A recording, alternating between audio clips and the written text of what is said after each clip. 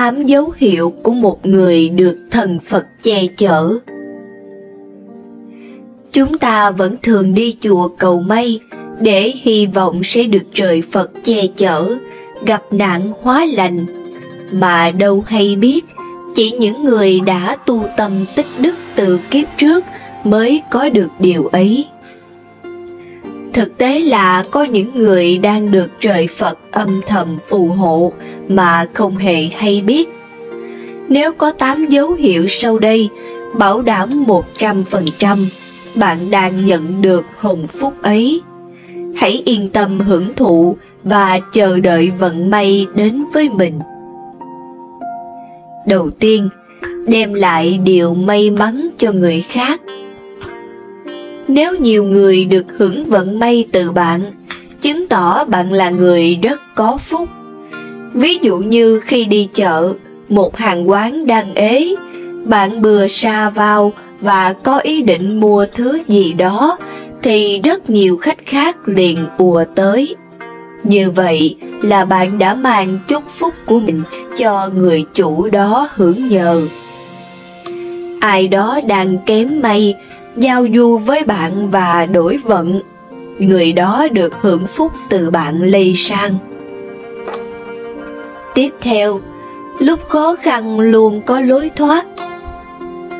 Một người sẽ gặp không ít khó khăn trở ngại trong cuộc sống, và nếu tìm được lối thoát nhanh chóng như xuất hiện tình huống thuận lợi bất ngờ hoặc có những người tự dưng hỗ trợ, thì người đó chắc chắn có phúc nhờ tích đức từ tiền kiếp. Tiếp theo là làm gì cũng suôn sẻ. Cho dù bạn kinh doanh, làm việc công sở hay làm bất cứ điều gì đều tốt hơn những người khác. Ví dụ ở cùng dãy phố kinh doanh một mặt hàng, bạn luôn đắt khách hơn cả, trong khi cả dãy phố kinh doanh thì đang ế ẩm, bạn vẫn bán được hàng đều đều. Đơn giản là vì họ không có phúc tích từ tiền kiếp như bạn. Kế tiếp là bạn có nhiều bạn bè quý mến. Người có phúc cũng là người có nhiều bạn bè tốt với họ. Không phải ai cũng có được diễm phúc đó. Khi bạn gặp khó khăn, sẽ không ít người sẵn sàng ra tay tương trợ bạn. Đó là bởi phúc của bạn đem lại, chứ không phải ngẫu nhiên. Tiếp theo là có được người vợ hay người chồng lý tưởng. Một người có phúc nhờ tích đức sẽ gặp được người như ý trung nhân, hết lòng vì họ. Nếu không có phúc, chắc chắn cô ấy hay anh ấy sẽ không hết lòng yêu thương và chung thủy với bạn như vậy. Hãy cảm ơn vì mình đã tích đức từ tiền kiếp để kiếp này được may mắn hơn rất nhiều người. Biểu hiện kế tiếp là con cái ngoan ngoãn, giỏi giang. Một người có phúc nhờ trời Phật che chở, chắc chắn sẽ có được những đứa con ngoan và giỏi giang, có hiếu với cha mẹ. Không phải ai cũng có được cái phúc này, bạn hãy trân trọng. Kế tiếp là người tin vào nhân quả. Đây là điểm quan trọng đối với người có phúc báo. Người tin vào nhân quả sẽ sống lương thiện và hành xử đúng với đạo trời. Họ làm như thế càng tích thêm đức cho bản thân mà được phúc dày, lộc lớn. Biểu hiện tiếp theo của người có phúc khí là ít khi nào ốm đau.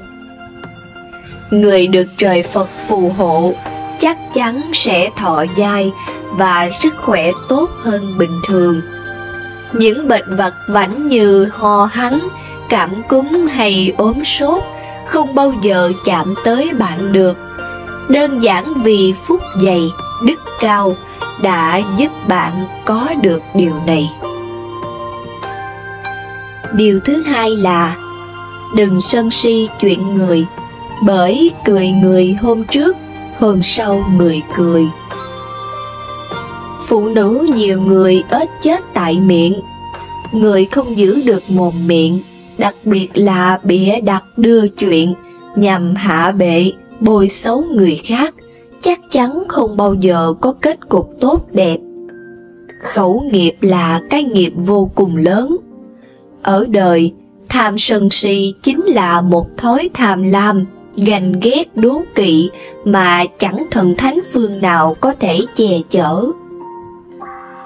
Mỗi người sẽ có một câu chuyện riêng, dù câu chuyện đó dài ngắn, đơn giản hay phức tạp, cũng đều là cuộc đời của họ, là sự lựa chọn, là số phận của họ.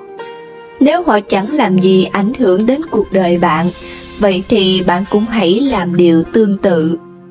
Thậm chí, bạn còn có thể giúp họ vượt qua những rào cản tâm lý chỉ với việc là chia sẻ, quan tâm họ hơn một chút.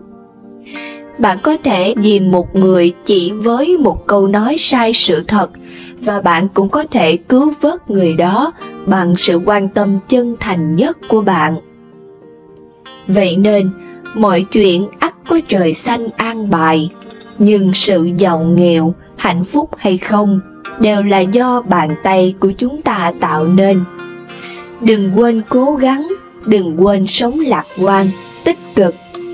Hãy luôn nhớ rằng khi bạn sống lạc quan, bạn cũng sẽ tỏa ra rất nhiều năng lượng tích cực cho những người xung quanh, và từ đó bạn cũng sẽ nhận được nhiều sự may mắn, phúc khí cho hậu vận. Điều tiếp theo, đừng ham muốn vật chất vô độ. Người phụ nữ sẵn sàng bất chấp làm mọi việc để đổi lấy những thứ xa xỉ, hào nhoáng ngoài kia, để lấp đầy lòng tham không đáy, sẽ không bao giờ nhận được sự yêu thương và tôn trọng của người khác. Có một ngày, những dục vọng đó sẽ giống như ngọn lửa thiêu cháy tương lai của họ. Sống là phải có mục tiêu, ta phải không ngừng trau dồi, rèn luyện và đạt được mục tiêu đó. Mỗi người sẽ có một mục tiêu sống khác nhau, và mục tiêu sống là tiền bạc vật chất không hề sai, nhưng nó phải chân chính. Đừng vì những thứ xa xỉ phù du mà đánh mất lòng tự tôn, nhân phẩm cao đẹp vốn có của một người phụ nữ. Hãy biết điểm dừng, hãy biết đâu là nên, đâu là không nên. Nhờ vậy mà chúng ta sau này mới có cuộc sống bình yên, chẳng cần lo nghĩ nhiều. Điều cuối cùng là sống bình thường chứ không tầm thường. Cúi đầu không phải là hèn yếu, là sợ sệt, mà đó là sự khiêm tốn cẩn trọng. Phụ nữ sống quan trọng nhất chính là sự tự tôn. Tự tôn là biết trân quý giá trị của bản thân, là tự tin với những gì mình có. Tuy nhiên không vì thế mà kiêu ngạo, không coi ai ra gì. Phụ nữ vừa có lòng tự trọng, nhưng lại vẫn phải giữ sự khiêm nhường, biết lắng nghe. Nếu bản thân còn thiếu sót, thì sẽ luôn ghi nhận và sửa đổi. Như vậy mới nhận được sự nể trọng, yêu quý từ những người xung quanh. 6 nghiệp chướng cha mẹ làm, con cái còng lưng trả nợ suốt đời. Người xưa nói, đời cha ăn mặn, đời con khát nước. Những việc bất thiện của cha mẹ ảnh hưởng đến cả đời con cái sau này. Thứ nhất là tà dâm, ngoại tình. Việc làm sai trái với đạo đức của cha mẹ sẽ mang tội nghiệp rất lớn. Việc có mối quan hệ như vợ chồng với người khác không phải là vợ chồng chính thức của mình, là một hành vi xấu xa, bất chính, thấp hèn. Đây chính là ác nghiệp. Nó không chỉ khiến người đời dòm ngó, chê trách, mà còn khiến con cái mình xấu hổ, tủi hờn khi có người bố mẹ như vậy. Đây là tội không thể tha thứ. Nó sẽ khiến hôn nhân đổ vỡ, sự nghiệp bị hủy hoại, gia đình ly tán. Điều quan trọng là cha mẹ gieo nhân nào thì con gặt quả nấy. Vậy nên, con cái của kẻ ngoại tình cũng không có được hôn nhân hạnh phúc, phải chịu khổ sở, sống trong tủi nhục. Thứ hai là tạo khẩu nghiệp. Trong cuộc sống hàng ngày, cần phải lựa lời mà nói, không được dùng từ đay nghiến, xúc phạm hay làm tổn thương đến người khác. Trước khi nói bất cứ điều gì, cũng cần phải xem xét, cân nhắc kỹ lưỡng. Biết nói lời hay ý đẹp là việc mà cha mẹ cần làm để tích đức cho con. Khẩu nghiệp là một trong những nghiệp nặng nhất, vì nó dẫn đến những hậu quả nghiêm trọng, dẫn đến sự đổ vỡ, dẫn đến sự đau khổ tột cùng, dẫn đến mọi sự phiền toái. Một lời nói vô tình có thể làm mình và người khác đau khổ, dày dứt cả cuộc đời. Có những người cả đời chẳng bao giờ làm chuyện gì thiếu đạo đức, thế nhưng lời nói không đúng đắn, những lời khó nghe, tạo khẩu nghiệp mỗi ngày cũng là tạo nghiệp ác, và đời con cháu sẽ phải gánh đủ. Thứ ba là trộm cắp. Trộm cắp là hành vi sai trái. Người trộm cắp sẽ chịu quả báo nặng nề, đó là nghèo khổ cả đời. Con cái sau này sẽ bị người khác cướp đoạt tài sản. Người trộm cướp dù có thoát khỏi lưới pháp luật, nhưng lương tâm lúc nào cũng lo sợ, và nhân quả nghiệp báo ở kiếp sau không thể tránh khỏi. Thứ tư là rượu chè, cờ bạc. Cha mẹ nghiện rượu chè, cờ bạc, sống buông thả, ăn chơi sa đọa, tốn kém, không chỉ khiến gia đình suy yếu kinh tế, con cái hư hỏng, không ai chăm sóc, mà còn mang nghiệp rất nặng sau này. Nghiện ngập những tệ nạn sẽ gây không ít hệ lụy cho cá nhân, gia đình và xã hội, tạo ác nghiệp, này khổ, đời sau khổ. Thứ năm là keo kiệt, không làm điều thiện. Người sống ki bo chỉ biết tới mình, nhất định không phải là người có phúc phận. Người không có tấm lòng bác ái thì nhân duyên sẽ rời xa, cuộc sống sẽ bi đát, thảm họa. Khi gặp người bị nạn, khó khăn thì nên giúp đỡ, chứ đừng quay lưng bỏ đi. Vô cảm thì ắt về sau sẽ gặp quả báo. Bố mẹ muốn đời này và đời con được hưởng những điều tốt đẹp, thì phải chăm làm điều thiện, xuất phát từ tấm lòng từ bi. Cuộc sống ngắn ngủi, cần phải biết tận dụng thời gian, của cải để làm lợi ích. Biết san sẻ của cải vật chất cho người khốn khó, chính là làm vơi đi tính ích kỷ, keo kiệt, mở rộng lòng thương. Chỉ khi bố mẹ làm được việc này, con cái sau này sẽ sống sung sướng, được mọi người giúp đỡ. Cuối cùng là bất hiếu với cha mẹ. Đây là việc xấu bố mẹ làm trong đời, khiến con cái phải gánh tội. Đừng bao giờ bất hiếu với đấng sinh thành. Nên nhớ rằng, tội bất hiếu, chửi mắng, đánh đập và nói những lời không hay với cha mẹ mình sẽ phải gánh chịu quả báo rất nặng về sau. Điển hình là bị chính con mình đối xử tệ bạc, y hệt như cách mình đã làm.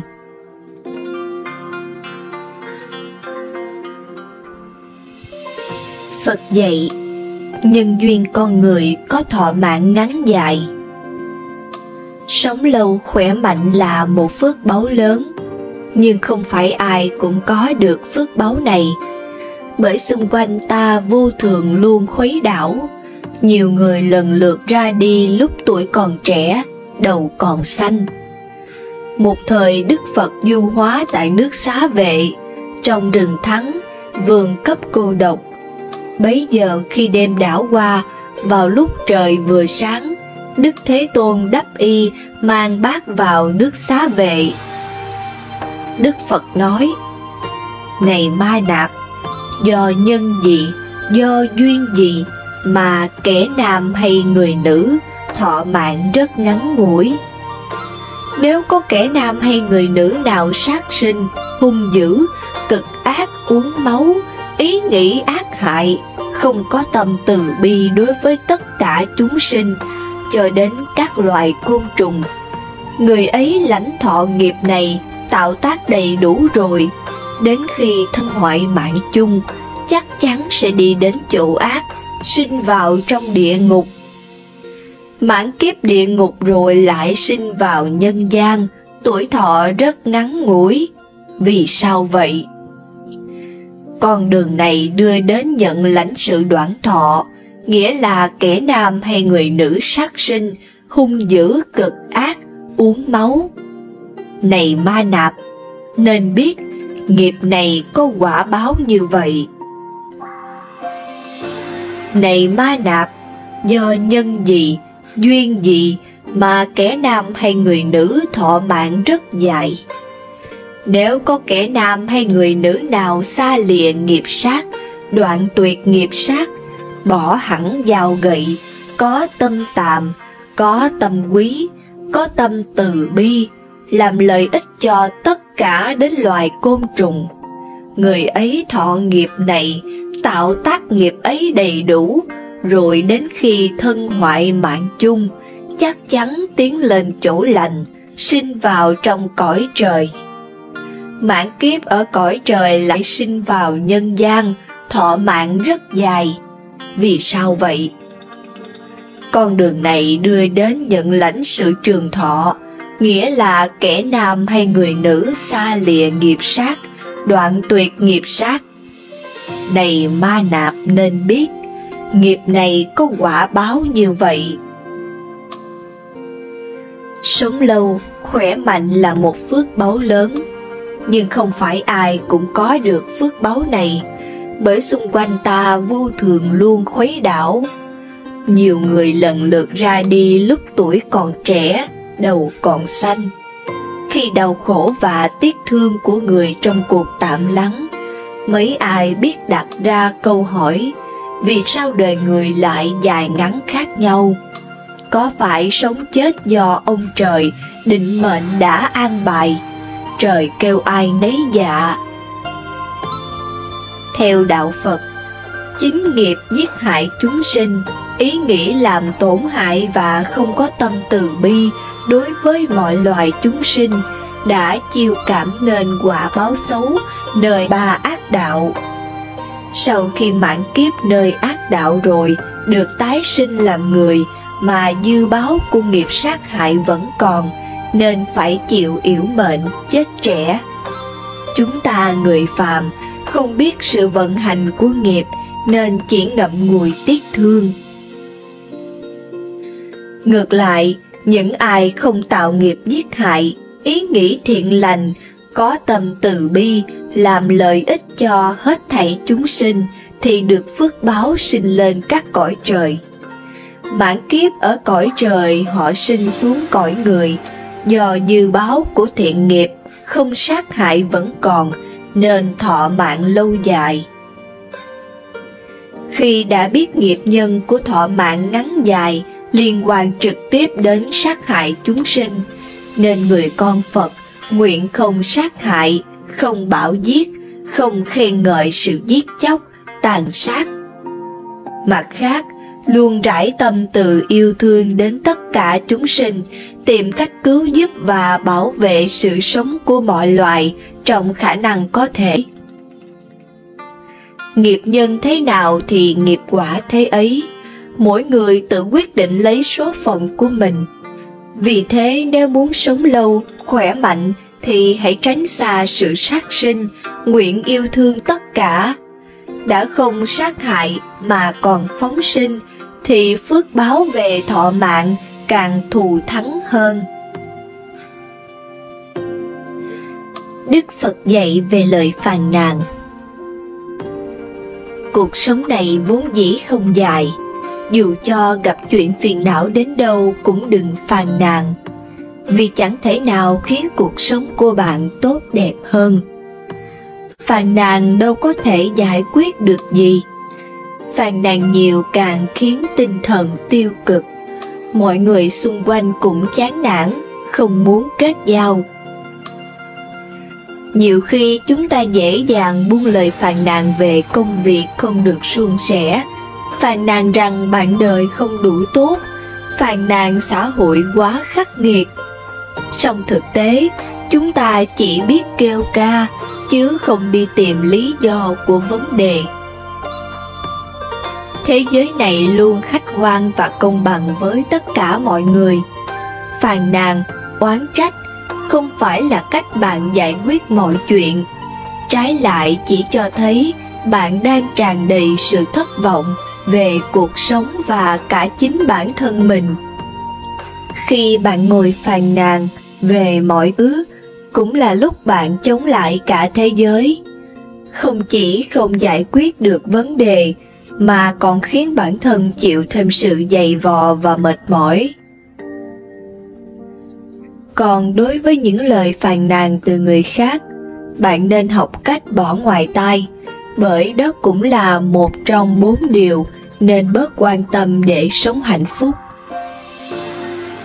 Cuộc sống này nếu mỗi người lúc nào sống chỉ để làm hài lòng người khác, thì vĩnh viễn cũng không thể nào tìm thấy được hạnh phúc. Thay vì cứ quan tâm đến cảm nghĩ của người khác để khiến bản thân mình khó chịu, thì việc của bạn là sống vì chính mình. Khi bạn bị ai đó chê cười vì họ cho rằng bạn thấp kém, bạn không cùng đẳng cấp với họ, thì cũng buồn. Lý do là mỗi người sinh ra đều có cá tính riêng, chẳng ai giống ai cả. Bạn là bạn, chứ chẳng cần sống vì ai. Mỗi người khi sống chắc chắn đều có những sai lầm. Sai lầm đó chính là không biết kiềm chế cảm xúc, sống quá bản năng, nên đôi lúc làm hỏng hết mọi chuyện. Phật dạy, đừng để bản thân sống vì miệng đời, bởi chẳng có ai thật lòng với bạn cả đâu. Miệng của người ta thì người ta nói, nhưng tai là của mình, nghe hay không là do mình. Nhà thơ Rabindranath Tagore từng nói, nếu như bạn khóc vì đã bỏ lỡ ánh mặt trời, vậy thì bạn sẽ bỏ lỡ cả những vì sao.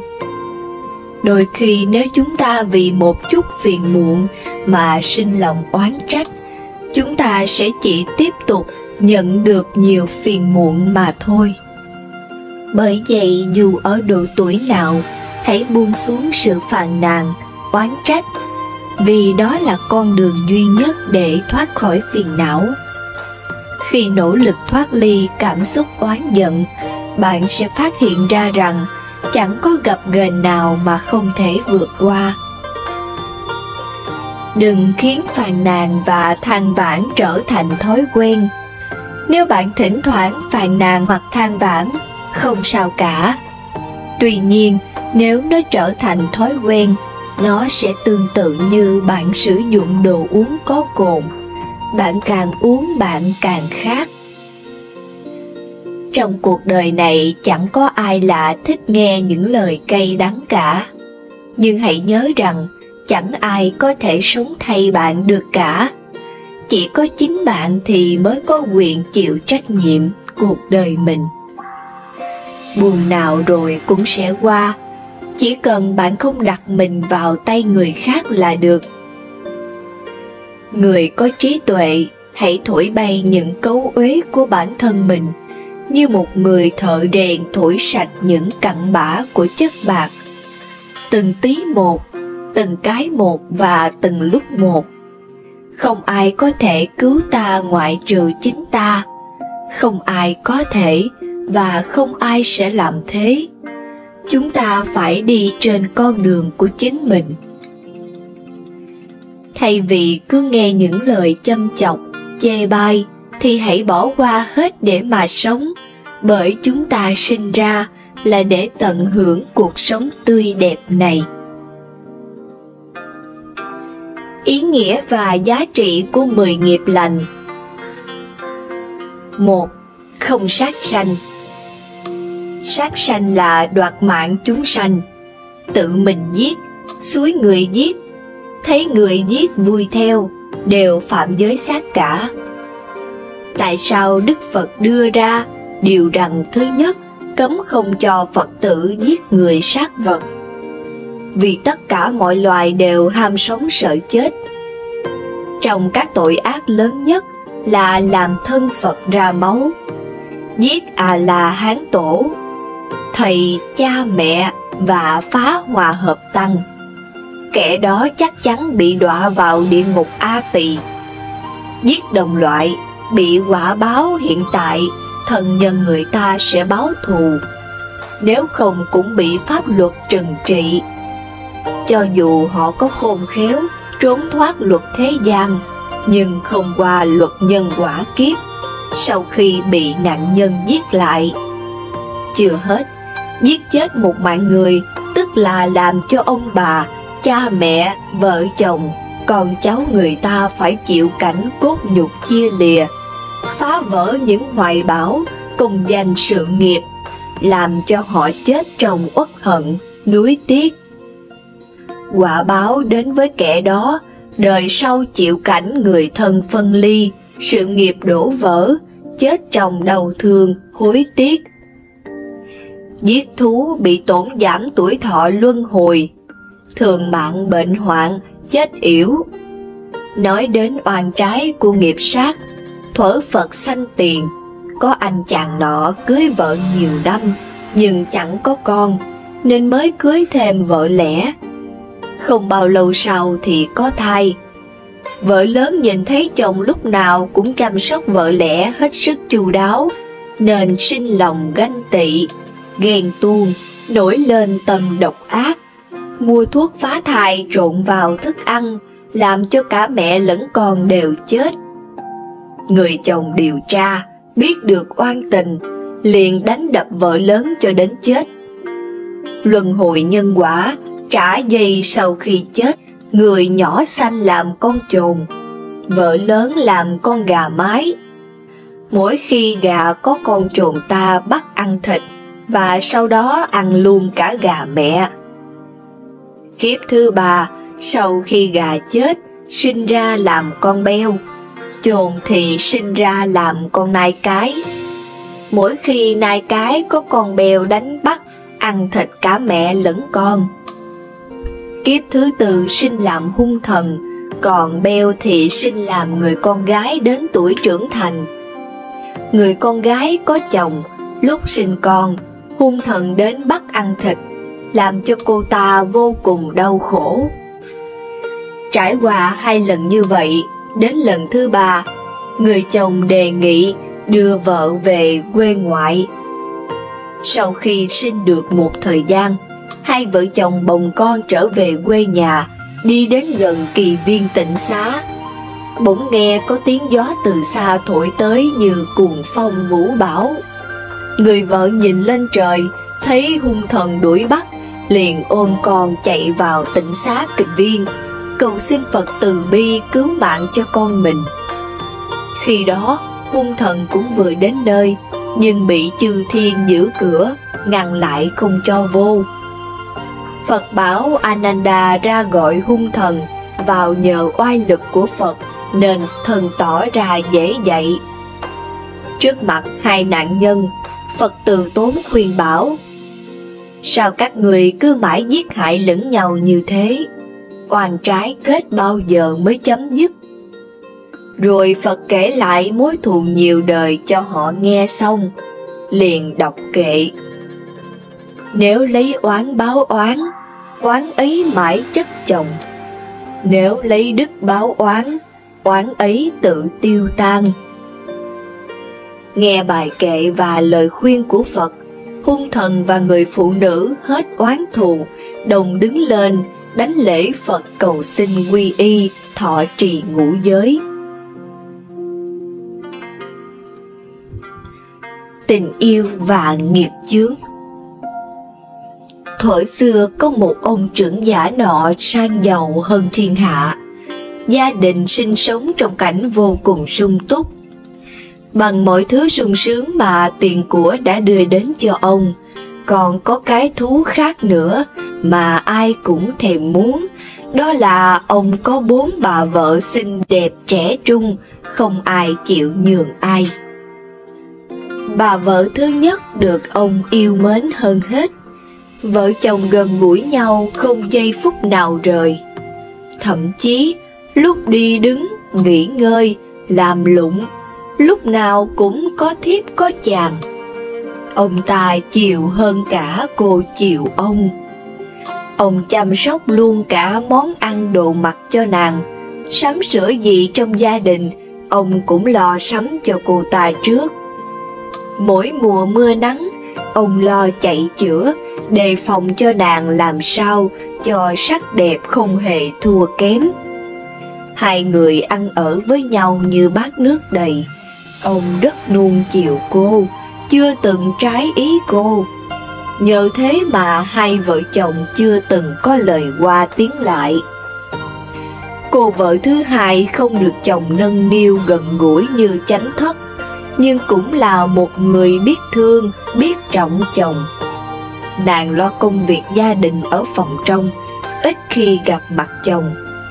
Thỉnh thoảng gặp được chồng, nàng hân hoan sung sướng, cố giành giật với chị nhà đôi phút bên chàng. Sau hạnh phúc ngắn ngủi ấy, nàng lại trở về nhiệm vụ với vẻ mặt buồn thiêu thiểu. Cô hậu thứ ba xem chừng lạc lẽo như khách qua đường. Năm thì 10 họa, có gần gũi được chồng, nàng mới tạm gọi là cuộc đời đáng sống. Còn ngoài ra, kiếp sống của nàng cô độc, lạnh lùng làm sao? Nếu ông chồng chẳng vì lâu ngày nhớ nàng, lui tới với nàng trong giây lát, hoặc nếu trong tư phòng nàng không có xảy ra việc gì bất thường, thì chắc cả gia đình không còn ai nhớ đến nàng nữa. Cô thứ tư, một kẻ tôi đòi trá hình không hơn, không kém. Suốt ngày đêm nàng không rảnh tay làm tất cả công việc chồng giao cho. Nặng nhọc khó khăn, nàng cũng không oán trách. Chồng đối xử theo kẻ trọc phú bần tiện, nàng cũng chẳng cần. Mặc dù thế, chưa có một lần nào nàng được chồng chú ý thương hại hoặc săn sóc giúp đỡ gì để gọi là trả ơn nàng đã hết lòng thờ chồng. Bỗng một hôm ông trưởng giả lâm bệnh nặng. Ông chạy chữa thuốc men đã nhiều, nhưng không thấy thuyên giảm chút nào. Nhận thấy giờ lâm chung sắp đến, ông gọi người vợ thứ nhất đến nói: "Ta sắp chết đây, em phải theo ta về bên kia cõi đời cho có mặt nhau, lúc tử như lúc sinh." Người vợ thản nhiên, không gì bối rối đáp: "Tôi không thể chết theo anh được." Ông chồng ngạc nhiên hỏi: "Suốt đời tôi rất yêu mến em, chiều theo mọi ý muốn của em, sao bây giờ lại không đi theo tôi?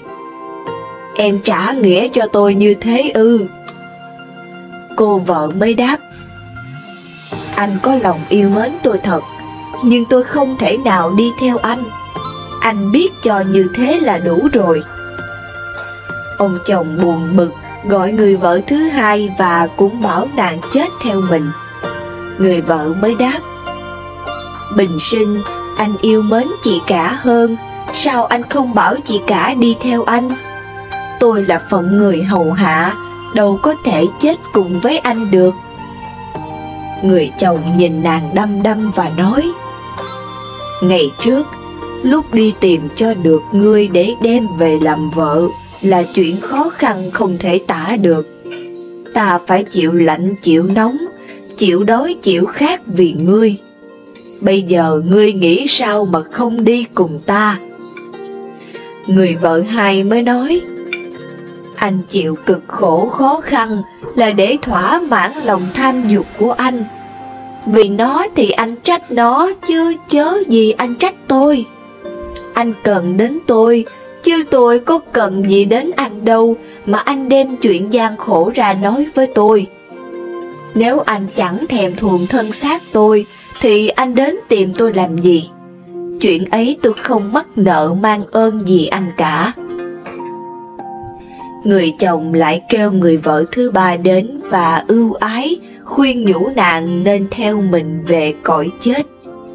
Người vợ thứ ba nói: lâu nay tôi đã chịu ơn huệ của anh, nay đến ngày cuối cùng, tình vợ chồng dù sao cũng đậm đà nồng thắm. Rủi bề nào tôi sẽ tiễn đưa anh ra đến ngoài thành mà thôi, chớ không thể nào đi hơn đến chỗ anh an giấc nghìn thu được. Ông chồng lại thất vọng. Trong số 4 vợ thì 3 bà đã từ chối niềm chung thủy với mình. Ông cho gọi người thứ tư lên, và cũng như mấy lần trước, anh bảo người vợ tư phải cùng chết với ông cho có bạn. Người thứ tư trả lời: tôi xuất thân con gái, nhỏ ở với cha, thành gia thất thì ở với chồng. Tôi đã xa lìa cha mẹ đến đây hầu hạ anh, để anh sai khiến, thì quyền chết sống vui buồn đều do anh. Đối với tôi, tính mạng và cả cuộc đời tôi trao cả cho anh rồi. Nay đến phút lâm chung, tôi xin theo anh cùng đi. 3 người vợ trước là những người ý hiệp, tâm đầu với chồng mà không thể đi theo được. Người thứ tư khổ cực xấu xí, một kẻ tôi đòi chẳng chút nào hợp ý chồng, lại chịu chết cùng chồng. Câu chuyện xảy ra làm ai ai cũng ngạc nhiên, không hiểu sao tâm địa của mỗi hạng người. Có người đem câu chuyện trình lên Đức Phật. Ngài dạy: người vợ thứ nhất dụ cho thân người.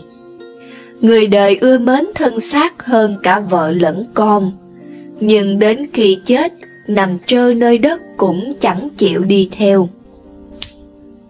Người vợ thứ hai dụ cho của cải. Không được thì vui, chẳng được thì buồn. Đến khi chết, của cải hoàn lại cho đời, nào có chịu đi theo. Người vợ thứ ba là dụ cho cha mẹ vợ con, anh em, bạn bè tôi tớ. Lúc sanh thời lấy ân nghĩa tình ái cùng nhau tưởng mến. Đến khi chết, họ khóc lóc thảm thiết, thương nhớ nhau thật đấy, nhưng cũng chỉ tiễn đưa đến ngoài thành, tức nghĩa địa là cùng. Lại khóc than thảm thiết lần nữa, rồi cuối cùng họ từ giã nấm mồ hoang lạnh, ai về nhà nấy. Vì ai lại chẳng có công ăn việc làm, tình nghĩa riêng tư. Ai còn bận tâm đèo bồng theo người chết nữa.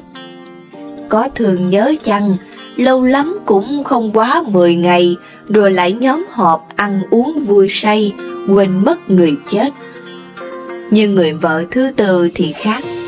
Vợ thứ tư là tâm ý của con người. Trong thiên hạ ai mà không có tự ái bảo thủ, buông tâm thả ý, tham dục giận dữ, chẳng tin chánh đạo. Đến khi chết chỉ có tâm ý mới chịu đi theo, để phải đọa vào ác đạo. Vì thế ta phải tự mình thẳng tâm chánh ý. Lời nói trong giao tiếp theo lời Phật dạy.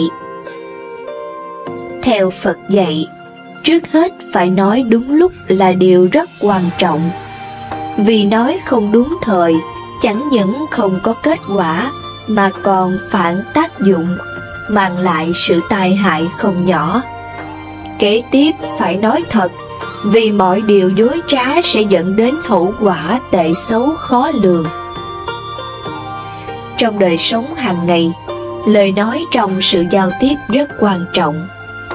Tuy nhiên, lời nói của con người có ảnh hưởng tốt lẫn xấu, vì có lời nói giúp cho mọi người hiểu nhau, hòa hợp được với nhau, vui vẻ với nhau, nhưng cũng có lời nói làm mất đoàn kết, gây chia rẽ và thù ghét nhau, cho nên sát hại nhau. Chính vì sự tác động lớn lao của lời nói mà người xưa đã khuyên rằng lời nói không mất tiền mua, lựa lời mà nói cho vừa lòng nhau. Nói cho vừa lòng nhau hay khéo nói không phải là lời nói dối hay nói nịnh, nói hòa mỹ để được lợi cho mình. Lời nói xuất phát từ suy tư, từ ý nghĩ, cho nên lời nói muốn được người chấp nhận phải thể hiện từ tâm hồn an định, sáng suốt và thương người, mới có thể làm an lạc cho mình, cho người trong hiện tại và trong tương lai. Thật vậy, để lời nói có giá trị, Đức Thế Tôn đã dạy rằng: thành tựu 5 chi phần. Này các tỳ kheo, các lời là thiện thuyết, không phải ác thuyết, không có phạm lỗi và không bị những người có trí chỉ trích. Thế nào là 5? Nói đúng thời, nói đúng sự thật, nói lời nhu hòa, nói lời liên hệ đến lợi ích, nói với từ tâm. Thành tựu 5 chi phần. Này các tỳ kheo, các lời là thiện thuyết, không phải ác thuyết, không có phạm lỗi và không bị những người có trí chỉ trích. Phật dạy phát khởi tâm từ để nói lời thiện lành. Theo Phật dạy, trước hết phải nói đúng lúc là rất quan trọng. Vì nói không đúng thời, chẳng những không có kết quả mà còn phản tác dụng, mang lại sự tai hại không nhỏ. Kế tiếp phải nói thật, vì mọi điều dối trá sẽ dẫn đến hậu quả tệ xấu khó lường. Ngoài ra, phải nói lời nhẹ nhàng, nhu hòa, vì sẽ có tác động sâu sắc đến người nghe. Và điều quan trọng hơn cả là lời nói xuất phát từ tình thương chân thật, chắc chắn, mang đến niềm an lạc cho mọi người. Điển hình như lời từ ái bao la của Đức Phật đã chuyển hóa tâm sát hại của Vô Não, khiến ông liền buông dao, xin làm đệ tử Phật. Hay lời từ ái của Đức Phật đã nhẹ nhàng dập tắt được ngọn lửa thù hận, chết chóc, sắp sửa bùng cháy của hai đạo binh. Tóm lại, đệ tử Phật cần nỗ lực thể hiện lời Phật dạy trong cuộc sống hàng ngày, tịnh hóa khẩu nghiệp bằng cách không nói lời thô ác, không nói lời bịa đặt để gây đau khổ cho người, mà luôn nói lời thiện lành mang lại sự lợi ích, an lạc cho mình và cho nhiều người. Được như vậy, lời nói trong sự giao tiếp giữa mọi người trên cuộc đời này sẽ tạo nên môi trường sống thương yêu, hiểu biết, hòa hợp, an vui.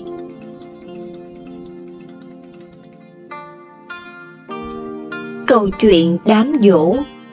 Cha mẹ sống cả đời vì con, để đổi lại sự bất hiếu. Những tưởng đám giỗ là dịp người ta tưởng nhớ về người quá cố. Ấy vậy mà với con cái bà My, ấy lại là ngày mệt mỏi, khổ sở. Đám giỗ ông năm nay, bà My không làm cỗ tại nhà, bởi hai đứa con dâu và cô con gái đều bảo: lại là đám giỗ, nấu ở nhà ăn uống xong rồi ai dọn?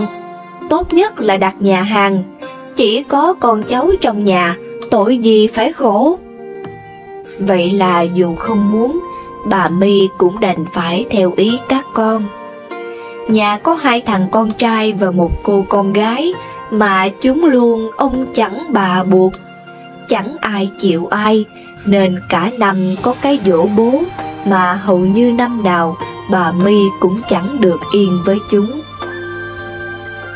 Đấy là cổ bàn bà tự bỏ tiền túi ra mua sắm, lò liệu, chứ tuyệt nhiên chẳng phân bổ cho đứa nào phải đóng góp gì cả. Rồi việc nấu nướng, bà cũng dậy từ sớm, làm hết mọi việc, từ việc nấu xôi, làm gà, rán nem.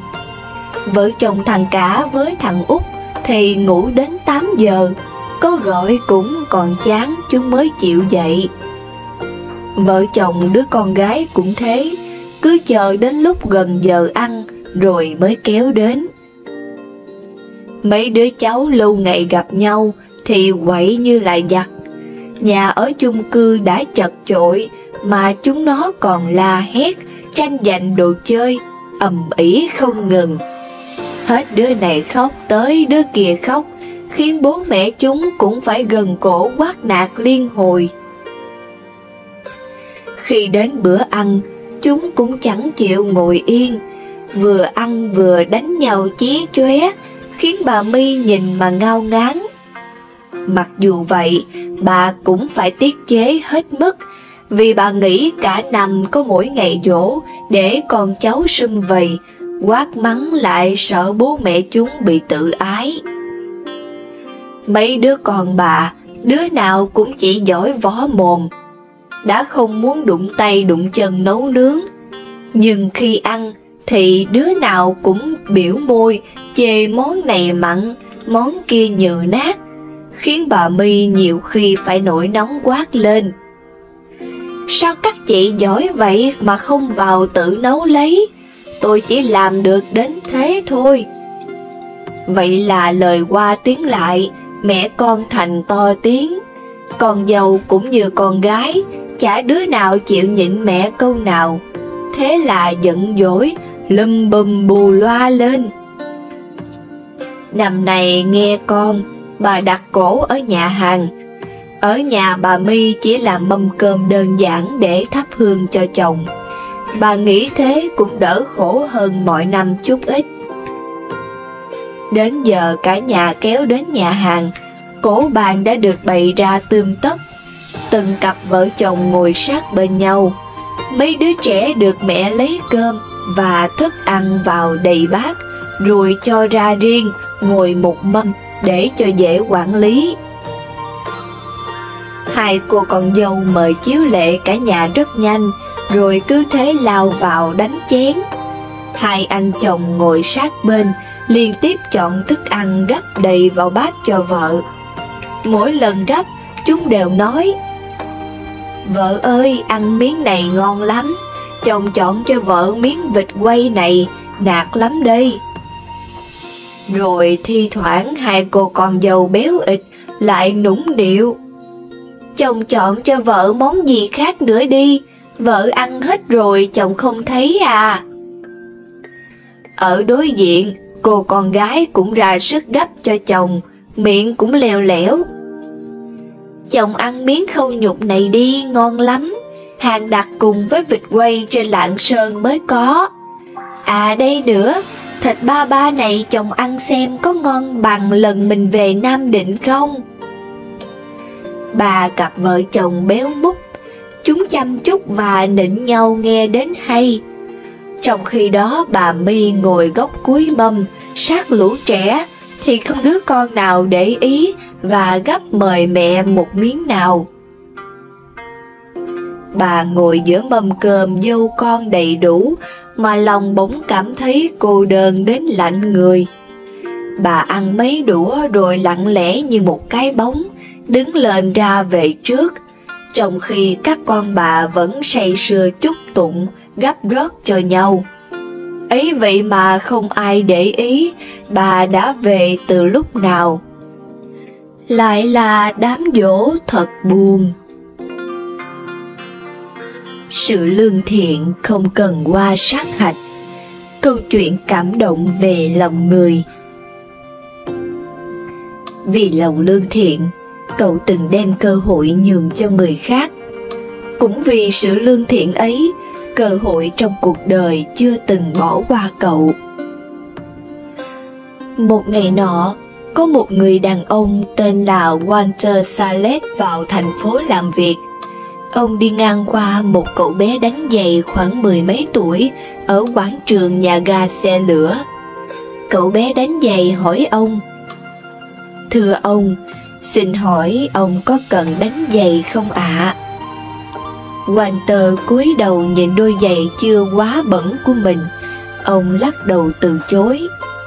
Khi Walter chuẩn bị đổi tàu thì cậu bé lúng túng ngượng ngùng, đôi mắt ánh lên sự cầu xin. Thưa ông, cả ngày nay cháu chưa ăn gì rồi. Xin ông có thể cho cháu vay một chút tiền được không ạ? Cháu sẽ cố gắng đánh giày. Một tuần sau cháu sẽ trả lại tiền cho ông.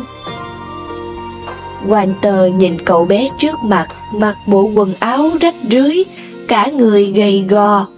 Thế là ông móc túi đưa cho cậu bé vài đồng xu. Cậu bé vô cùng cảm kích, nói lời cảm ơn ông, rồi chạy đi như bay. Khi đó, Walter nghĩ thầm, hay, lại là một thằng nhóc lừa đảo. Và rồi ông quên bẵng đi. Cho đến vài tuần sau, Walter lại đi ngang qua trạm xe lửa. Đột nhiên ông nghe thấy giọng nói từ xa vọng lại. Thưa ông, xin ông hãy đợi một lát. Khi đó, ông nhìn thấy một cậu bé gầy gò chạy đến đưa cho ông mấy đồng xu. Lúc này Walter mới nhận ra cậu bé này chính là đứa bé đánh giày đã mượn ông chút tiền. Cậu bé vừa thở hổn hển vừa nói, cháu đã đợi ông ở đây rất lâu rồi, rốt cuộc hôm nay cũng đã trả được tiền cho ông. Walter cầm trong tay những đồng xu còn ướt đẫm mồ hôi của cậu bé. Đột nhiên ông cảm thấy đứa trẻ này thật đặc biệt. Thế nên bỗng nhiên ông có một suy nghĩ.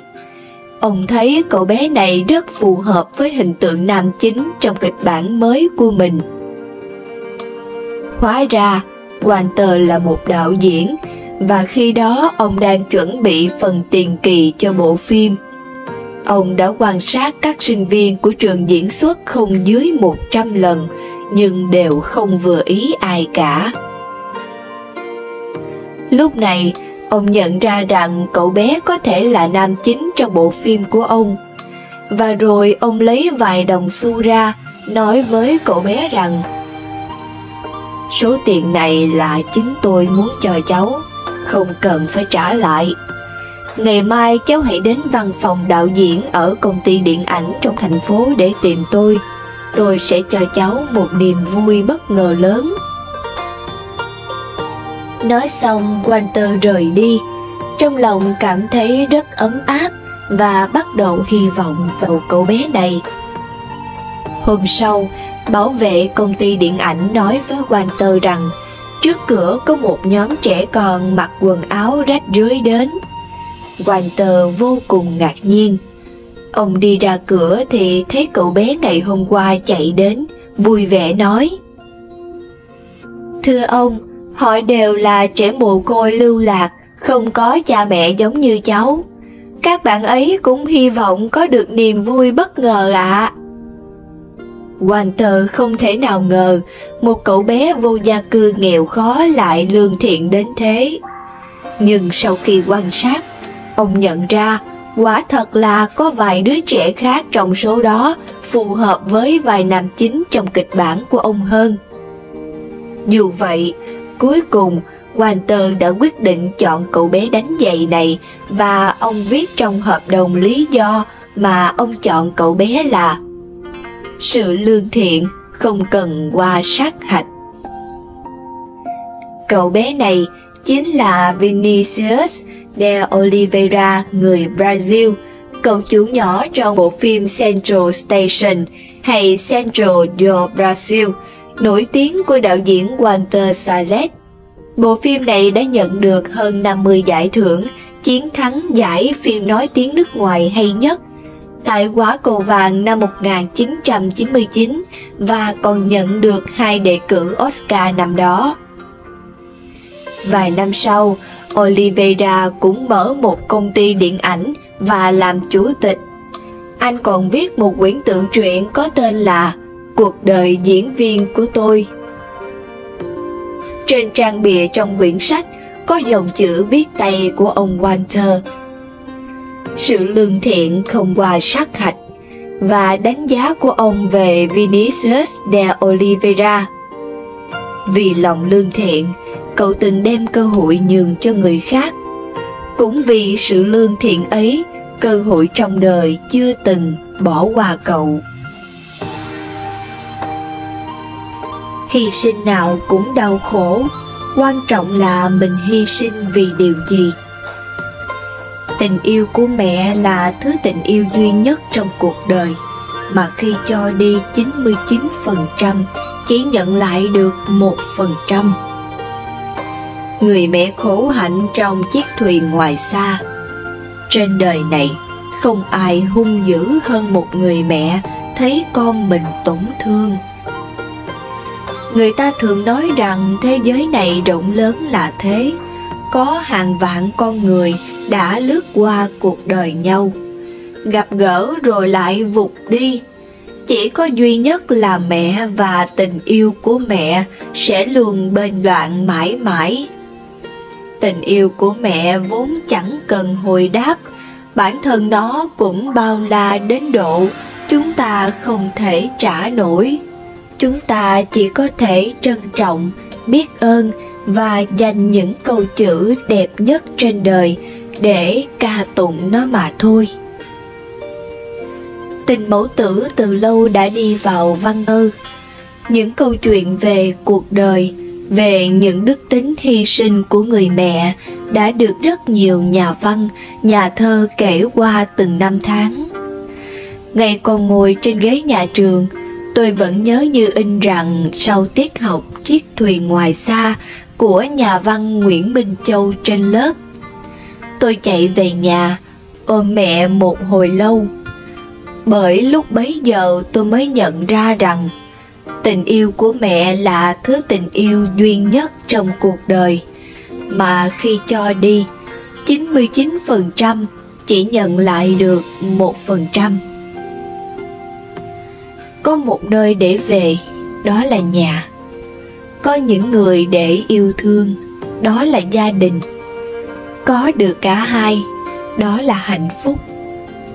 Sau này dù bạn có trưởng thành đến nhường nào, có bay cao, bay xa như thế nào đi chăng nữa, thì mẹ vẫn luôn là vòng tay ấm đón bạn trở về, và tình yêu của mẹ sẽ hóa thành phép màu bảo vệ bạn trên mọi con đường bạn sẽ qua. Hy sinh nào cũng đau khổ, quan trọng là mình hy sinh vì điều gì. Có lẽ chẳng cần nói ra thì tất cả đều có chung câu trả lời cho câu hỏi ai là người phụ nữ vĩ đại nhất trên thế giới này. Bởi đó chính là những người mẹ. Mẹ và tình yêu của mẹ như con suối dịu dàng chảy trôi khắp sinh mệnh chúng ta, cho chúng ta ấm áp, cho chúng ta sức mạnh, cho chúng ta một nơi chốn bình yên để trở về. Người đàn bà vô danh trong chiếc thuyền ngoài xa kia cũng giống như bao người mẹ của những người con khác. Họ cũng từng một thời thiếu nữ, một thời mộng mơ, một thời bé nhỏ, một thời yếu đuối. Nhưng kể từ khi chúng ta xuất hiện trong cuộc đời mẹ, mẹ đã dang rộng đôi tay và trở thành một nữ anh hùng thật sự. Những vất vả mẹ chưa bao giờ kể, những muộn phiền mẹ chưa một lần nói ra, những cô đơn mẹ luôn giấu trong lòng. Tất cả vì bạn, chỉ vì bạn mà thôi. Bằng lòng bao dung và tình thương con sâu sắc, người phụ nữ hàng chài kia dẫu có bị chồng đánh đập, hành hạ thường xuyên, 3 ngày một trận nhẹ, 5 ngày một trận nặng, thì vẫn cố chịu đựng cơn giận như lửa cháy một cách nhẫn nhục, không hề kêu một tiếng, không chống trả, cũng không tìm cách chạy trốn. Người mẹ đó xem chuyện chịu đựng như là một lẽ đương nhiên mà những người đàn bà vùng biển như mình phải chấp nhận. Hy sinh nào cũng đau khổ, quan trọng là mình hy sinh vì điều gì. Giống như một quy luật không đổi, Với họ, muốn tồn tại thì phải chấp nhận bị đánh, vì người phụ nữ ấy hiểu rằng nguồn gốc ân giận của chồng. Chấp nhận đau đớn, làm chỗ cho chồng trút giận mỗi ngày. Người ta vẫn nói đấy thôi, trên thế giới này không có ai mạnh mẽ và hung dữ hơn một người mẹ khi nhìn thấy con mình bị tổn thương. Bị chồng đánh mỗi ngày không phải vì người đàn bà vô danh kia không ý thức được quyền sống của mình bị xâm phạm, cũng không phải bị đòn nhiều đến mức không còn biết đau, vẫn ý thức được nỗi đau thân phận. Nhưng với cô, trong hoàn cảnh ấy không có sự lựa chọn nào khác, bởi lẽ người đàn bà ở thuyền phải sống cho con, chứ không thể sống cho mình. Đó là đức hy sinh cao quý của cô, cũng là vẻ đẹp tâm hồn của người phụ nữ Việt Nam. Cô vui khi nhìn đàn con được ăn no, lại sợ con cái bị tổn thương vì cảnh bạo lực trong gia đình, nên xin chồng đưa mình lên bờ mà đánh. Người ta vẫn nói đấy thôi, trên thế giới này không có ai mạnh mẽ và hung dữ hơn một người mẹ khi nhìn thấy con mình bị tổn thương. Người chồng đánh xong, người phụ nữ ấy lại cùng chồng trở về thuyền, vì trong thuyền thì cần có người đàn ông chèo chống lúc phong ba, cùng làm ăn để nuôi con khôn lớn. Người phụ nữ luôn sống cho con, chứ không thể sống cho mình. Cho dù thân thể bị chà đạp, nhân phẩm bị xúc phạm, nhưng không hề để ý, không hề bận tâm. Bởi cô là một người mẹ giàu lòng vị tha, chấp nhận hy sinh, thua thiệt về mình, chứ không oán trách người khác. Dưới cái nhìn của nhà văn Nguyễn Minh Châu, bao nhiêu đau khổ cô đều gánh chịu. Tình thương con cũng như nỗi đau, cũng như cái sự âm thầm trong việc hiểu thấu cái lẽ đời, hình như mũi chẳng bao giờ để lộ rõ rệt ra bề ngoài. Tình yêu của người mẹ không giống tình yêu bình thường, cuồng nhiệt và lửa cháy. Nó nhẹ nhàng và hiển nhiên, như thể không khí bạn đang hít thở vậy. Bạn biết đấy, suốt cuộc đời mình, chúng ta có thể gặp gỡ và yêu rất nhiều người. Bạn có thể có nguyên một đám bạn, có rất nhiều người thân, có cả một danh sách những chàng trai mà bạn từng hẹn hò. Họ tới rồi đi, và thường thì chỉ một vài người trong số họ ở lại bên bạn đến cuối cùng. Trong đó có một người duy nhất bạn biết và bạn tin, dù có chuyện gì xảy ra, người ấy cũng không bao giờ rời xa bạn, và người ấy sẽ luôn yêu thương bạn vô điều kiện. Đó chính là mẹ. Tất cả những bà mẹ trên thế giới này có lẽ đều như vậy, luôn yêu con bằng tất cả những gì mình có. Tình yêu của mẹ có đôi khi không thể hiện bằng điều gì đao to búa lớn, mà đến từ các hành động, thói quen nho nhỏ thôi. Tình yêu của người mẹ cũng không giống tình yêu bình thường, cuồng nhiệt và lửa cháy. Nó nhẹ nhàng và hiển nhiên, như thể không khí bạn đang hít thở vậy. Đã lâu rồi bạn chưa gọi điện về nhà. Đã bao lâu rồi bạn quên mất rằng bố mẹ cũng cần được yêu thương, hỏi han hàng ngày. Hơn cả những câu chuyện về tình yêu, gia đình luôn là suối nguồn trong lành và thiêng liêng nhất đối với con người. Đó là nơi bạn được yêu thương vô điều kiện, là nơi luôn dang rộng vòng tay chào đón bạn sau những sóng gió xô bồ của cuộc đời. Phật dạy, trong đời có 2 điều không cầu khấn và 3 điều không thể chờ đợi. Bạn nên biết điều này để sống một đời thông thuận. Trước tiên là 2 điều không cầu. Không cầu quyền lợi và tiền bạc vốn không thuộc về mình. Dục vọng sẽ khiến người ta không bao giờ biết thỏa mãn. Người khác thấy họ đã có rất nhiều thứ: vợ đẹp, con khôn, xe hơi, nhà lầu, nhưng họ những cơ hồ còn chưa thỏa mãn. Dục vọng làm người ta không giữ được bình tĩnh và đôi khi trở thành tha hóa. Đã có địa vị xã hội nhất định, gia đình cũng khá giả đủ ăn, nhưng khi nhìn xung quanh, họ chợt thấy những người cùng trang lứa, ai nấy đều hô mưa gọi gió, vinh quang đầy mình. Họ bắt đầu không an phận, nóng lòng muốn làm giàu hơn nữa, bất chấp thủ đoạn, dù là tham ô, hối lộ hay là bán lận buôn gian, việc gì cũng đều dám làm. Vì tiền tài, họ muốn mạo hiểm liều một phen mà không nghĩ đến ác báo đã liền kề trước mặt. Một ngày kia thân bại danh liệt, làm ăn phá sản, có thể phải ngồi tù chịu phạt, cửa nát nhà tan. Khi đó hối hận thì có ích gì nữa đây? Người ta đến tuổi trung niên nên cảm thấy hạnh phúc với những gì mình đang có. Đó là phúc phận, là những gì ông trời đã ban cho bản thân chiếu theo số kiếp. Chớ nên hành xử manh động, bồng bột như thuở còn đôi mươi.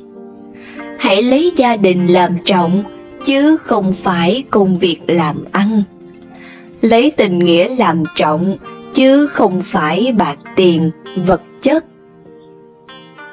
Đối với những thứ tiền tài, quyền lợi vốn không thuộc về mình, tốt nhất bạn hãy tránh xa, coi chúng đi qua trước mắt. Hãy giữ một tâm hồn bình thản mọi lúc, mọi nơi. Thay vì vất vả nghĩ kế đoạt lợi tranh quyền, hãy làm những điều khiến tâm hồn mình bình yên trở lại. Pha ấm trà ngon, khều một ngọn đèn, để mình cô đơn bên trang sách, đối chiếu lại sự đời và trân quý cuộc sống này hơn. Không cầu thứ tình cảm vốn không thuộc về mình. Đến tuổi trung niên, người ta đã trải qua rất nhiều thăng trầm về tình cảm. Hôn nhân có thể khiến họ mỏi mệt, quan hệ giữa vợ chồng có thể khiến họ chuốc lấy bực bội, phiền lòng. Ngoài xã hội, đủ thứ cám dỗ đang giăng lưới bủa vây. Người ta dễ bị những thứ tình cảm bất chính chi phối, nhất là khi gặp được một người ý hợp tâm đầu, cho họ cảm giác khác hẳn với cuộc hôn nhân vốn tẻ nhạt thường ngày. Còn tim người ta lung lay muốn đổ, dục vọng ái tình cũng vì thế mà phát sinh. Như một tia lửa lóe lên giữa cánh rừng đã cháy khô nắng hạn, như mảnh đất hạn hán lâu ngày bất chợt hứng cơn mưa rào đầu hạ. Ai mà chẳng liêu xiêu, ngây ngất trước sóng mắt, môi cười. Nhưng càng là khi ấy, bạn càng phải tỉnh táo hơn cả. Ranh giới cuối cùng ước thúc bạn chính là đạo đức, nhân luân. Nếu bạn bước qua, thì chính là phá vỡ tiêu chuẩn, là làm việc bất thiện, là đặt bước chân đầu tiên sang phía phản diện. Đừng tưởng nhớ những thứ tình cảm vốn không thuộc về mình, cũng chớ mong nghĩ về người không thuộc về mình. Tình là ảo mộng, tuy đẹp nhưng sớm lụi phai, là ly rượu nồng nhưng chứa thuốc độc bên trong. Đặc biệt, ngoại tình lại chính là thứ bại hoại nhân luân, hủy hoại đạo đức, là chuyện khiến người trời đều giận. Hãy luôn tỉnh táo. Và sau đây là 3 điều không chờ đợi. Đầu tiên, đừng đợi đến trước khi ra đi mới nhận ra phải yêu cuộc đời. Yêu đời cũng chính là yêu mình. Một người biết trân quý sinh mệnh của chính mình thì mới có thể sống một cuộc đời hạnh phúc. Một người ngay cả chính bản thân mình cũng muốn ruồng bỏ, hỏi người ấy sẽ sống bất hạnh ra sao? Đời người giống như một con sông dài, khi thì gió yên bể lặng, khi lại ồn ào dậy sóng. Nhưng đó chính là một phần trong dòng chảy lớn, ít sóng gió nhưng hòa hợp. Vì vậy, khi gặp khó khăn trắc trở như thế nào trong cuộc sống, hãy mỉm cười bước qua. Ngã rồi thì vẫn dậy đứng lên, tiếp tục đi tiếp con đường phía trước. Bạn sẽ thấy một khoảng trời rộng lớn mở ra trước mắt và sẽ cảm nhận được rằng cuộc đời vẫn đẹp sao. Đừng đợi đến khi bị bệnh rồi mới ý thức được sức khỏe quan trọng. Sức khỏe là điều vô giá trong cuộc đời, mà chúng ta dù có nhiều tiền cách mấy cũng khó có thể mua hay lấy lại được. Thường thì khi còn trẻ, người ta bán sức khỏe và thời gian để lấy tiền, để rồi khi về già, người ta lại đổi tiền bạc để tìm lại sức khỏe. Đến khi cuối đời, người ta có cả tiền và thời gian, nhưng lại không còn sức khỏe nữa. Đừng đợi đến khi chia xa, rồi mới hối hận không quý trọng tình cảm. Còn người ta khi sống gần cạnh nhau thì không biết quý trọng nhau, tranh tranh đấu đấu làm tổn thương nhau, khiến thân tâm mỗi người thật mệt mỏi. Chỉ đến lúc chia xa, người ta mới cảm thấy tiếc nuối và giật mình nhận ra rằng lâu nay mình đã không biết quý trọng tình cảm, nhưng có thể là đã muộn rồi. Có câu nói rằng hãy trân trọng những gì mình đang có, đừng để mất đi rồi mới thấy hối tiếc. Hãy nhớ rằng 7 thứ khẩu nghiệp và 4 loại người cần tránh, đừng để rước họa vào thân. Tu được cái miệng là tu hơn nửa đời người. Trong cuộc sống có nhiều người mắc phải khẩu nghiệp, kết giao với những người không nên kết giao, để rồi mang họa vào thân. Trong đạo Phật, khẩu nghiệp là loại nghiệp nặng nhất của chúng sinh. Tu được cái miệng là tu hơn nửa đời người. Rất nhiều người trong cuộc sống hàng ngày vẫn đang vô thức mắc phải khẩu nghiệp mà không hề hay. Muốn tạo phúc để trừ nghiệp, hãy bắt đầu loại bỏ những loại khẩu nghiệp sau đây. Đầu tiên, chuyện không nói có, chuyện có nói không. Phàm ở đời, những người đặt điều dựng chuyện, nói lời gian dối, thường được xem là hiện thân của ma quỷ. Khi chết sẽ phải xuống địa ngục. Những người này đồng thời cũng là căn nguyên của mâu thuẫn, thị phi. Bởi vậy mới có câu, sự thông minh sáng suốt nhất đó chính là sự thật. Dù bạn có cho rằng lời nói dối vô thưởng vô phạt của mình cũng không hề làm hại đến ai, thì sự thật vẫn chỉ có một. Chỉ có bạn mới hiểu được rằng bản thân mình vừa nói làm một điều sai trái với lẽ tự nhiên. Nói lời hung ác. Lời ác khẩu xuất phát từ những tâm hồn bị tổn thương, thiếu thốn tình cảm. Bất cứ lời nói nào nói ra, dù là để tự vệ hay tấn công, mà làm tổn hại đến danh dự, nhân cách của người khác, cũng đồng nghĩa với việc bạn đã tự tích thêm nghiệp quả cho mình. Vì vậy, hãy cẩn trọng hơn nữa trong lời ăn tiếng nói hàng ngày, bởi giết chết một con người bằng đao kiếm cũng không đáng sợ bằng việc giết chết một tâm hồn bằng lời nói. Những người nói lời ác khẩu là những người có khiếm khuyết về tâm hồn. Hãy thông cảm cho họ. Tiếp theo là nói lời đôi chiều. Một người không có chính kiến, ăn nói hai lời, gió chiều nào nghe chiều ấy, sẽ là kẻ mâu thuẫn trong nội bộ, chỉ biết vung vén, hưởng lợi riêng về mình.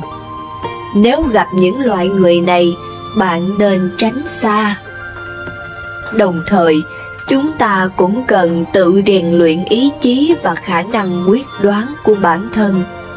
Nếu đã lựa chọn, phải biết chịu trách nhiệm cho những lựa chọn ấy. Đừng để tâm lý dao động, kẻo sẽ rước họa vào thân. Tiếp theo nữa là nói lời thêu dệt. Cổ nhân có câu, một nửa sự thật không phải là sự thật. Bạn cho rằng mình vẫn nói đúng những gì đã có và chỉ thêm thắt một vài tình huống hài hước hay ly kỳ hơn để phím chuyện, thì cũng đừng nên làm vậy. Lời nói ra chỉ nên vừa đủ nghe, vừa đủ hiểu và vừa đủ chân thành. Chỉ cần truyền đến người sau, câu chuyện sẽ trở thành thứ khác. Tam sao thất bản cũng là một trong những lỗi lầm mà con người thường vô tình mắc phải. Ăn uống linh đình và lãng phí là một trong những khẩu nghiệp thường mắc mà ít ai ngờ tới. Tiếp theo là phê bình, khen chê. Từ nhỏ đến lớn, chúng ta luôn sống trong môi trường bị đánh giá và đánh giá người khác. Trẻ con đi học thì bị đánh giá bằng điểm số, người lớn đi làm bị đánh giá bằng năng lực, mức lương, địa vị. Vô hình trung, những điều này sẽ sinh ra tâm lý so sánh, đố kỵ trong lòng.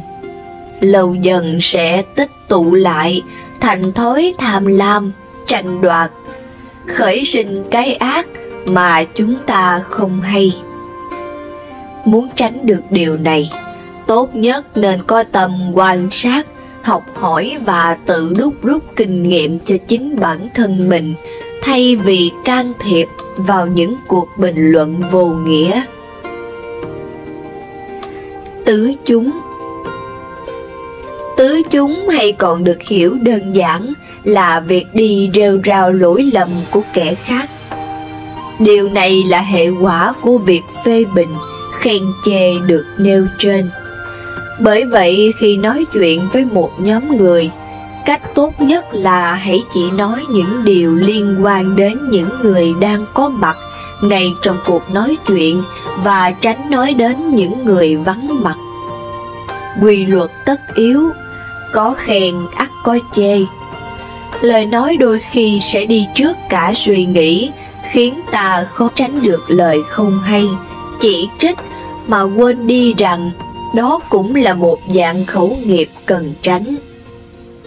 Do vậy, Kinh Phật cũng dạy, trong sinh hoạt hàng ngày có 4 hạng người chúng ta nên tránh. Đầu tiên là hay nói lỗi kẻ khác. Thứ hai là hay nói chuyện mê tín, tà kiến. Thứ tư là miệng tốt, bụng xấu, khẩu Phật tâm xà. Cuối cùng, làm ít kể nhiều. Hãy ghi nhớ rằng, của cải làm ra bao nhiêu cũng hết, nhưng những lời tâm ý sẽ trường tồn đời này qua đời khác. Giá trị bạn trao đi cũng chính là những gì bạn nhận lại. Người nói lời cao đẹp, yêu thương thì trong tâm luôn cảm thấy thanh thản, bình an, và ngược lại.